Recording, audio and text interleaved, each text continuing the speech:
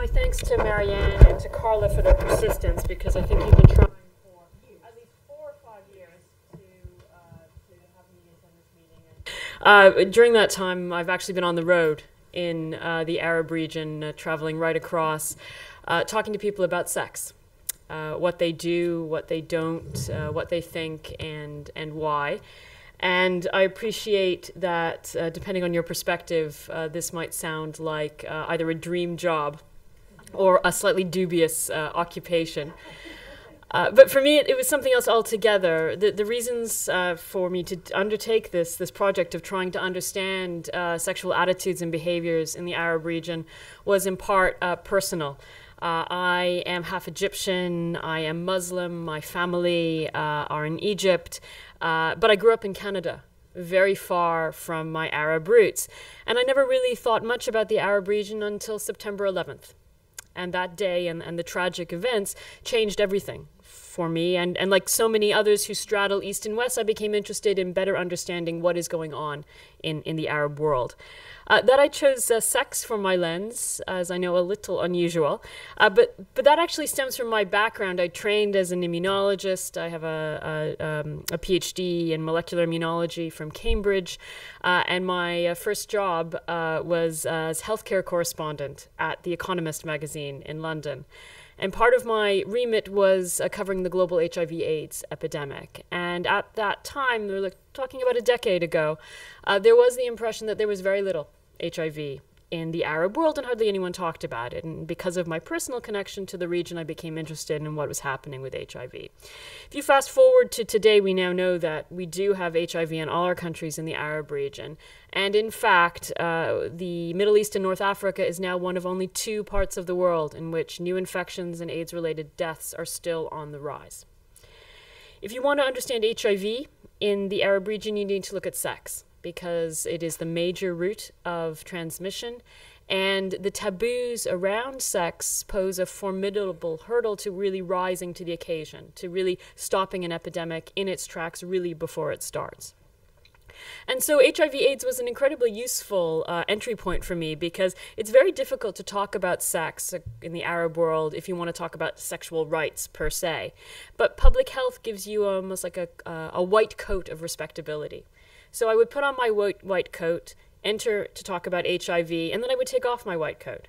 And we would talk about issues beyond attitudes and behaviors, but values and beliefs and fears and fantasies.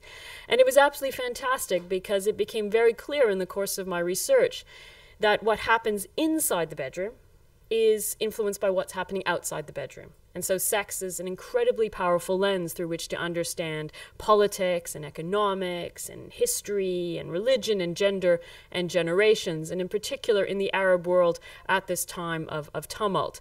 And so my conclusion, and certainly as it appears in Sex and the Citadel, is that if you really want to know a people, you start by looking inside their bedrooms. And that's exactly what I did.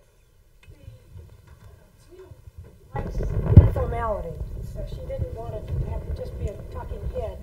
She wanted to have a discussion. So that's what we're going to do. And if I see occasionally a hand go up, I'll even have the audience. Questions are actively encouraged. Right. And so the first question is just you alluded to it a little bit, but what really motivated you to write the book? So it was this nexus of the I'm mic'd up. Okay. The nexus between the professional and the personal, and it was really a desire to reconnect with the Arab region. It's very interesting. My father, who's Egyptian, in the early 1960s, he was in Cairo, and he was asking himself, this is in the height of Nasser's Egypt, where can I really realize my potential? Where can I really make a difference? And he looked in Egypt and saw that it wasn't there. And so he left for the UK, where he met my mother, and I was born, and then moved to Canada. And it was interesting that 40 years later, I was sitting in London asking myself, where can I make a difference? Where can I really realize my potential? And I looked east to the Arab region. And certainly HIV in particular is one of those areas which is really neglected. It's not considered to be a problem. It's not a priority. for policymakers, for example, especially now with all the political tumult. But I have to say, HIV, in particular in this context and these discussions of gender, already HIV is taking a female face in the Arab region, about 48% of new infections, and that is definitely an underestimate because we don't have good numbers, are women. And 70% of women we know who are infected were infected by their husbands. And I wrote a report on this last year for UNAIDS about women with HIV in the Arab region, and it is really daunting because again, HIV is tied up with sex. And because of the taboos around sex, women are automatically assumed to be bad women if they have HIV, although, as I said, the majority of them have become infected through the only lawful, socially accepted context for sexual life, which is marriage. And that marriage is the Citadel I talk about in my book. State-sanctioned, family-approved, religiously approved matrimony is the only acceptable context for sexual activity, and everything else is considered to be haram, forbidden, shameful. We have this endless lexicon of reproof in Arabic. And so these women are being infected through the only socially accepted context. So you can imagine what it's like for women outside that context, in particular female sex workers. In any case, the classic scenario for a woman who becomes infected with HIV in the Arab region is she is married, and there is this huge pressure to have children in the Arab region. So you are expected to produce a child by your first wedding anniversary, and if you don't, this is a family tragedy. And I have a chapter in a section in my book here about what happens to infertile women, men and women in the Arab region. And we talk so much in the Arab region about controlling population, the population bomb and that sort of thing. We have a real problem for infertile men and women. In any case, for these women, they have their first child. The child is ailing. They go to the hospital. They discover that the child is HIV positive, and then the mother is HIV positive, and now the father is HIV positive. But the other problem with this is that there is huge amounts of stigma and discrimination, particularly in the healthcare profession. I mean, really, just stunning, basically, across the Arab world. And in many cases, they simply won't get treatment. They're just turned away. So for all these reasons, I became interested in understanding what is going on with sex, because it's causing, there's so much anxiety and frustration and confusion and ignorance around sex in the Arab world today, that if we don't deal with it, the implications, the fallout in personal lives actually is connected to the problems going on in political life as well. There's a real nexus between the two. So that's why I wanted to go and do this. I read about Haifa al-Mansour recently, a Saudi filmmaker. And she was describing how she had to sort of travel in a van in order to make the film because she wanted to focus on the film as opposed to creating a riot because a woman was directing a film. And the film was about a girl and her struggles of being female in the society. And especially one poignant part of it was about her father being forced to take a second wife. So how do you reconcile the role of women in a country like Egypt and being able to provide health care, for example? Again, we need to point out that the Arab world is highly diverse. So there's a tendency to generalize, but of course it's 370 million people, 22 states, and tremendous diversity, not just between countries, but also within countries. So in Egypt, for example, we have huge disparities of wealth. Your attitudes and behaviors will differ considerably depending on where you're living, urban versus rural. So it's a heterogeneous region. So again, it depends on where you're looking. If I look in Egypt, for example, certainly since the uprisings of 2011 and beyond, women have been in a difficult position. You've no doubt heard about the sexual harassment in Egypt. 99% of women in Egypt say they have been harassed over the past year. We have had these terrible orchestrated attacks on women earlier in the year in Tahrir Square, in which there were organized rapes, probably politically motivated. And so it was looking pretty bleak for women, certainly in the immediate aftermath of the uprisings. Now things are a little bit different. Women are reasserting themselves. They're back on the streets protesting, and indeed some of the most active protesters are women who belong to the Muslim Brotherhood.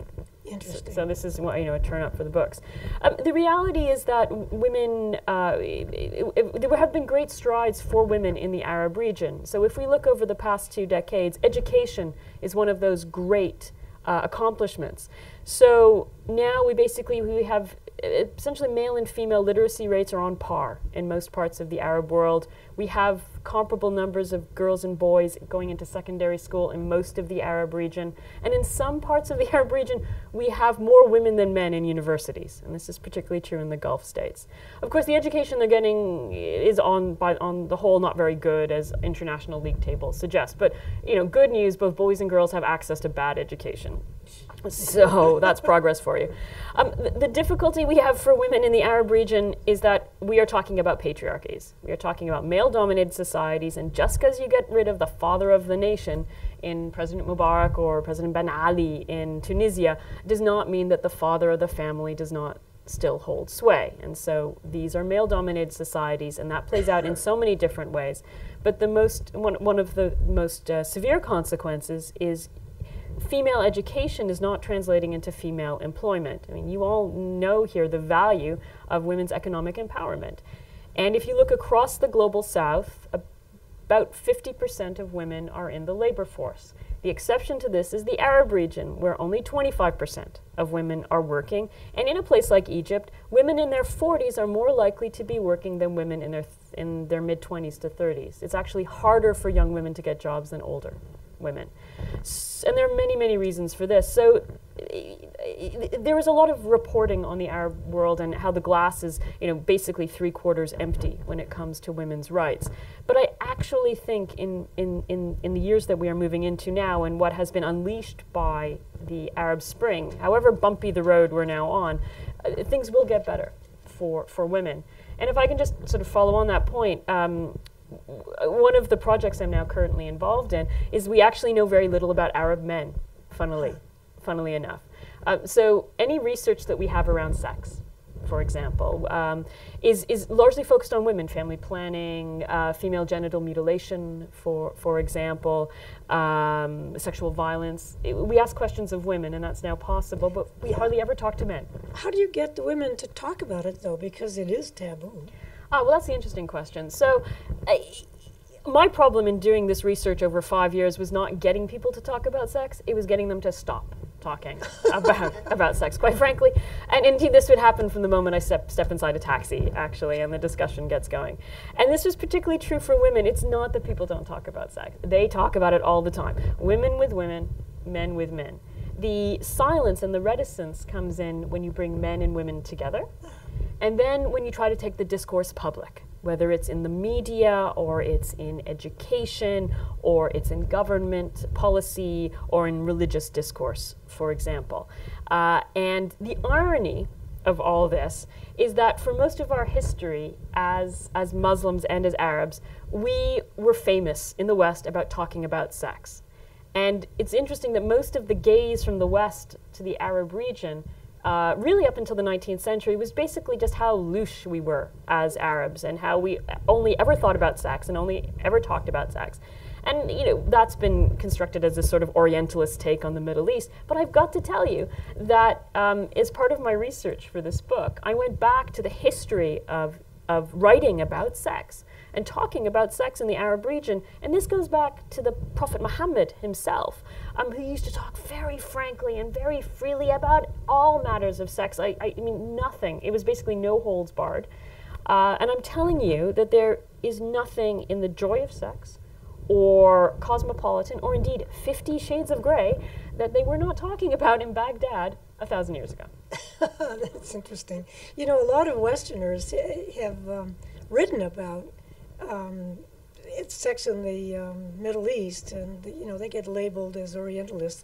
For example, even Lawrence of Arabia has the underlying theme of whether or not homosexuality existed. So how do you avoid being now really a Canadian, because you went to Canada and you're out of the country, so how do you avoid being labeled as just another foreigner writing about the Middle East sex?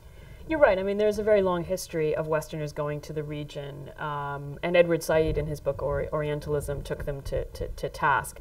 I think there are a couple of differences here. I mean, one, I didn't set out to look at problems. We know the problems. I enumerate them in the book, but really what I was looking for was solutions, basically. So the reason it took me 5 years to write this book was I was looking for people who were tackling sexual taboos. And in this book you will find stories of, for example, women who are trying to find a space for unwed mothers. I mean, this is an incendiary topic. If you're not supposed to be having sex outside of marriage, you're definitely not supposed to be having children. Right. And yet the combination of truly lamentable levels of sexual education in schools, problematic access to contraception, abortion is highly controlled in most countries and legally restricted under most circumstances, with the notable exception of Tunisia. Nonetheless, all this conspires basically to lead to unwed mothers. And so in the book I talk about this wonderful group that's trying to find space for them. I spoke to, for example, groups trying to get sexuality education into schools. I have a long chapter on how interacting with female sex workers. I mean, they're at one point, they're at the same time both the most visible face of sex in the Arab world. Actually, a question for you. How many of you here have traveled to the Arab region? Okay. So if you stayed in a five-star hotel in a capital city anywhere in the Arab region, you will know that female sex work is alive and well, because prostitution is right in your face, basically.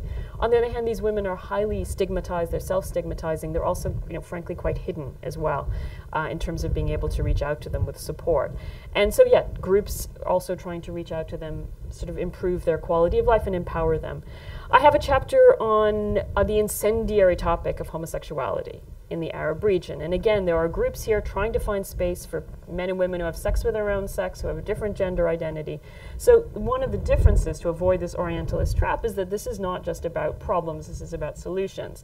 Also, my type of research is quite different. I quote in my book Gustave Flaubert, the famous French author, whom I effectively, and pardon my language, but basically fucked his way up the Nile. So, I mean, he endless accounts of his sexual adventures. So I just talked to people. That was the extent of my research. And you hear their authentic voices. I mean, the people in my book have agency.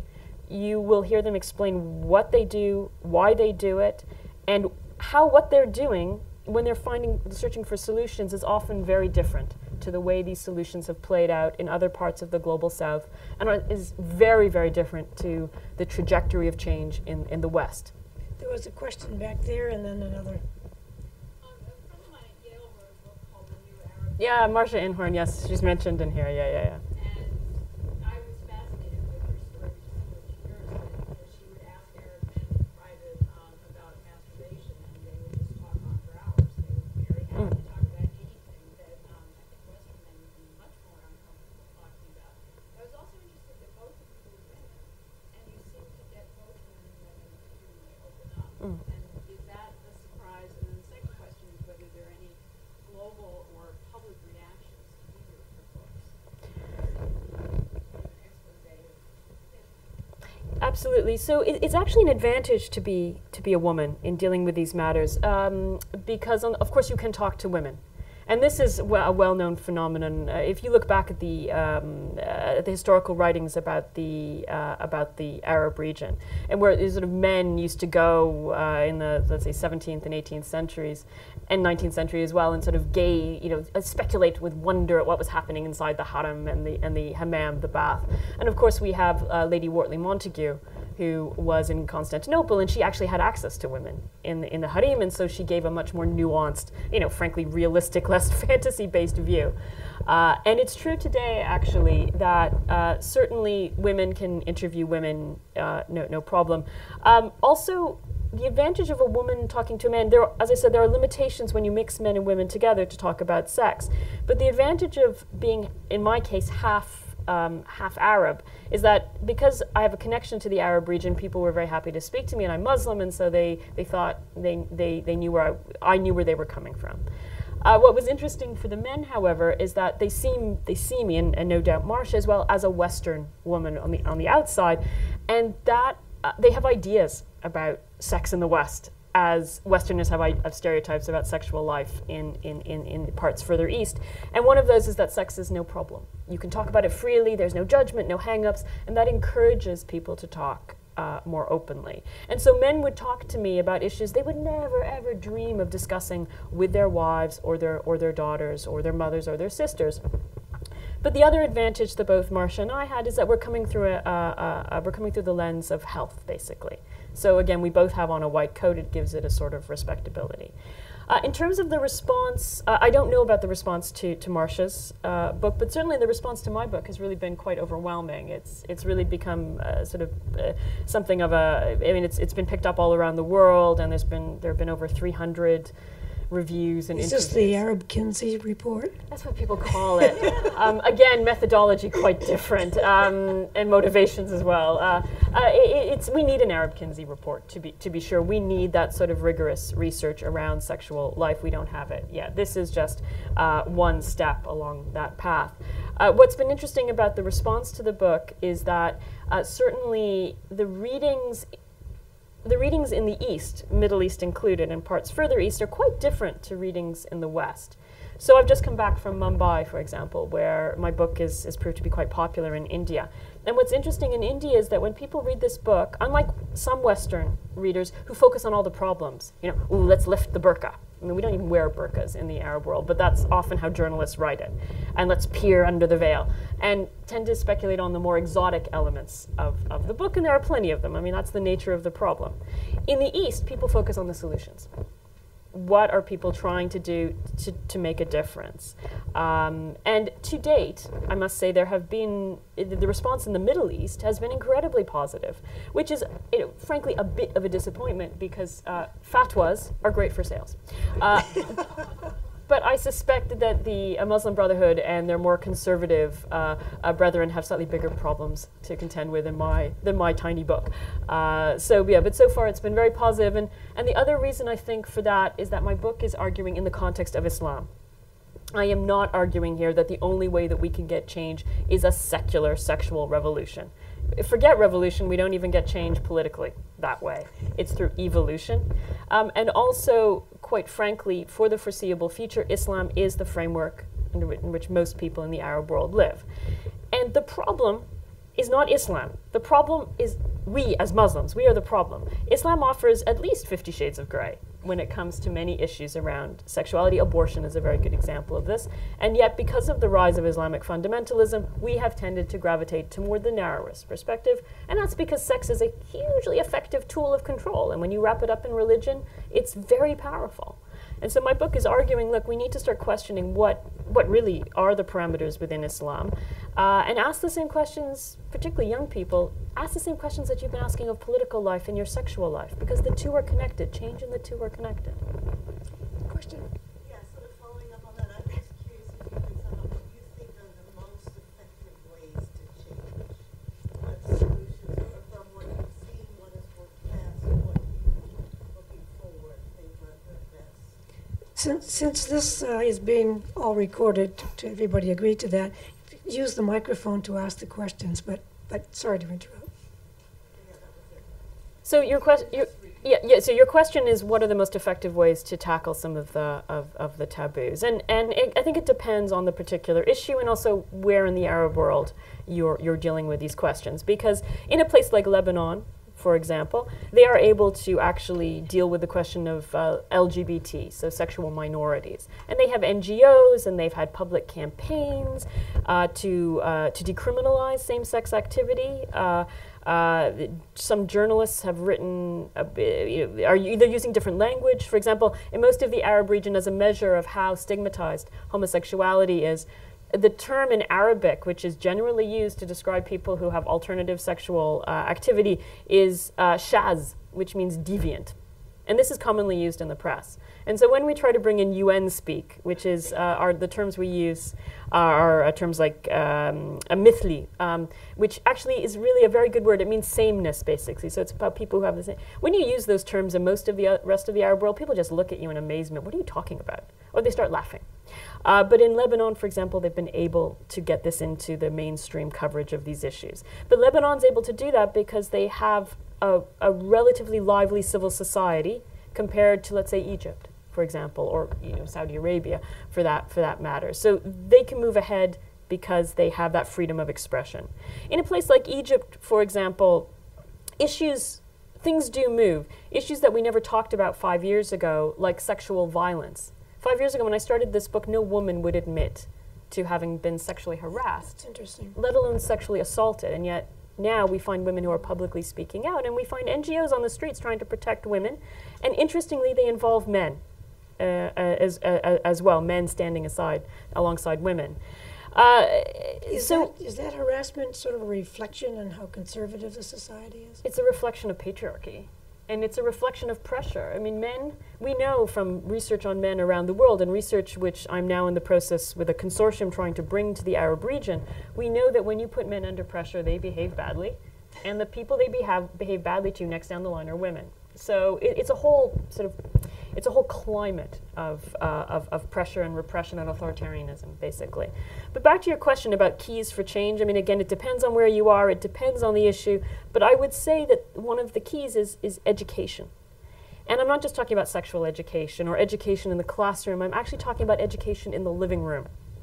Because time and time again, the women I spoke with, whether they were married women who are unhappy in their sexual lives, or divorced women who felt stigmatized by society, or single women who were under enormous pressure because of the double standards around sex and the primacy of virginity, and they felt that they had no control over their bodies, basically, and that their bodies were a collective responsibility of the family. Time and time again, they came back to the point that really it's education, but it's education in how mothers raise their sons. If you raise your sons to be superior to your daughters, and this happens across the region, if your daughters are expected to serve your sons, if the sons can go out and the girls have to stay at home because we're afraid of their hymen has to be intact because they have to be virgins on their wedding night. If the boys can roam freely on the internet, but no, we've got to control the girls surfing, then this is where the double standards start, and this affects how men behave towards women and vice versa, in school, in the workplace, if women actually manage to get jobs, and in marriages. So part of all the change that needs to happen is education, and certainly mothers, because people tend to forget that the patriarchy just isn't a male construct. Women uphold the patriarchy. They buy into it, and they support it in ways which are detrimental to women, but also to men. Does the uprising of 2011 give us some hope that maybe these attitudes might change? I think so, yes, but in the very long term. As I said, we're not talking about revolution, we're talking about evolution. And we're looking about change over a generation, right, basically. But already the greater freedom of expression, although the governments are still trying to constrain it. But to use a Western but culturally relevant metaphor, the genie is out of the bottle there. And I do see small changes, as I said, about sexual violence. But there are extreme limits. I mean, one of the chapters in my book, I went down to Tahrir Square in the middle of the uprisings, and I went to talk to young people about sex. Did they see the connection between the political freedoms that they were fighting for and personal freedoms? Right. And it was very interesting because some of the young women definitely, they made the connection, and some of these women, albeit they were highly educated, talked about Paris 68, and it is forbidden to forbid, and they talked about the importance of liberating themselves and their bodies. Many of the men I talked to were absolutely horrified by this. And they said, absolutely no way is the political freedom we're looking for, including sexual freedom. No. And part of the problem is that sexual freedom is conceived of as a Western construct. And very often, attitudes, rejection of that is a matter of national identity. It's about rejection of the West. But isn't it threatening as well to male sexuality? Yeah, not just in the Arab world either. That's true. Which is why we find control everywhere. But you actually raise a very good point, because the long history of looking at sexuality within Islam recognizes that sexual drive is very strong and tries to channel it into certain structures, one of which is marriage. But what's fascinating is that throughout all these writings about sex, it's women's sex drive which is seen as so much stronger than men's. And all the attitudes we see, the age-old concern of men around impotence, the endless recipes for aphrodisiacs we have through the ages, all comes back to this insecurity of men and the inability and their fear of being unable to sexually satisfy women, and women will go off the rails. And you see this playing out in FGM. 80% of girls in Egypt, age 15 to 17, are circumcised today. And one of the major drivers for that is the fear that if you don't circumcise girls, they will have this unbridled lust, and they will have sex before marriage, and they will make excessive sexual demands of their husbands during marriage, both of which are marriage killers, and take you outside the Citadel, a place you don't want to be. So on that happy note, questions, Alice? I have a question that will bring you back to the Western world. As you know, HIV is an epidemic going on in the older population in the United States, and most likely in Canada as well. And have any of the approaches you've used would work in retirement communities to try to stem this epidemic? So retirement communities where? In the United States. I mean, I wouldn't say that we would be in a model of how to tackle HIV in the Arab region, quite frankly. And our demographic is so different to the West. You must remember that 60% of our populations across the region is under the age of 30. So we're looking at HIV in a very different context. We're looking at youth, and we are struggling. We are struggling there. I think what's interesting is not so much about older populations, but actually what do you do about Muslims in the West? How do you actually tackle HIV amongst religious minorities who have, or indeed ethnic minorities? Because again, it's not unique to the Arab world or the Muslim world, these taboos around sex. You find them across in communities across Asia, for example, in sub-Saharan Africa, in Latin America. And so how do you deal with HIV in the diaspora, I think, is an interesting question.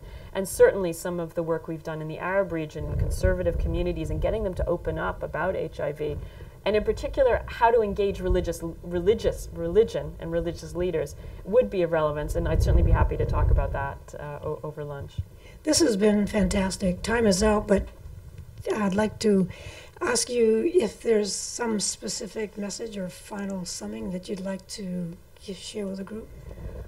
I think to not lose patience with the Arab region. I know that people outside the region and in the West have become very frustrated with the turn of events, and certainly you're not alone. We inside the region are quite perplexed on what I would call the scenic route to democracy.